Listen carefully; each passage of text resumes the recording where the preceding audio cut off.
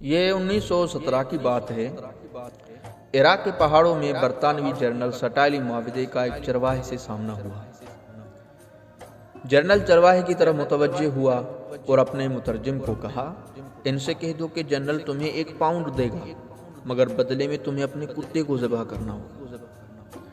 یہاں پر آپ سامعین کو ایک نکتے کی طرف توجہ دلاتا چلوں کہ کتا چرواہے کے لیے بہت ہی اہم ہوتا ہے، کیونکہ یہ چرواہے کی بکریاں چراتا ہے، دور گئے ریوڑ کو واپس لاتا ہے، درندوں کے حملوں سے ریوڑ کی حفاظت کرتا ہے۔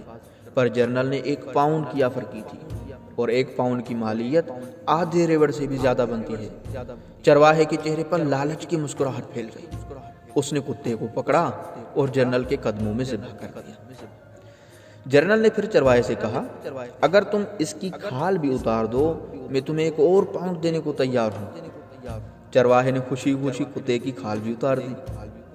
جنرل نے پھر چرواہے سے کہا، میں مزید 1 اور پاؤنڈ دینے کو تیار ہوں اگر تم اس کی بوٹیاں بھی بنا دو۔ چرواہے نے فوری طور پر یہ آفر بھی قبول کر لی۔ جنرل چرواہے کو 3 پاؤنڈ دے کر چلتا بنا۔ ابھی جنرل چند قدم ہی آگے گئے تھے کہ اسے پیچھے سے چرواہے کی آواز سنائی دی۔ وہ پیچھے پیچھے آ رہا تھا اور کہہ رہا تھا، صاحب اگر میں کتے کا گوشت بھی کھا لوں تو کیا آپ مجھے 1 اور پاؤنڈ دیں گے؟ جنرل نے انکار میں سر ہلایا اور کہا، میں صرف تمہاری نفسیات اور اوقات دیکھنا چاہتا تھا۔ تم نے صرف 3 پاؤنڈ کے لیے اپنے محافظ اور دوست کو ذبح کر دیا۔ نہ فقط ذبح کیا بلکہ اس کی کھال اتار دی، اس کے ٹکڑے کیے، اور 4تھے پاؤنڈ کے لیے اسے کھانے کے لیے بھی تیار ہو، اور یہی چیز مجھے یہاں چاہیے۔ اور پھر جنرل اپنے ساتھیوں سے مخاطب ہوئے اور کہا، یہ اس قوم کے لوگوں کی حالت ہے، لہٰذا تمہیں ان سے خوف زدہ ہونے کی کوئی ضرورت نہیں ہے۔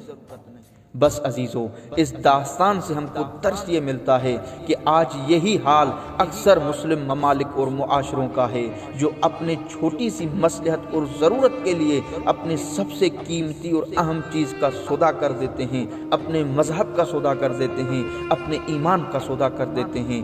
بالخصوص آل سعود، جو انگریزوں کا تلوا چاٹنے کے لیے، ان کا قرب حاصل کرنے کے لیے مسلمانوں کی عزت و آبرو داؤ پر لگا دیتے ہیں، خانہ کعبہ کی آبرو کو، رسول اللہ کے روزے کی آبرو کو پامال کرتے ہیں، اس اسرائیل کو اپنے ملک میں زمین دیتے ہیں جو کھلم کھلا مسلمانوں پر ظلم کر رہا ہے۔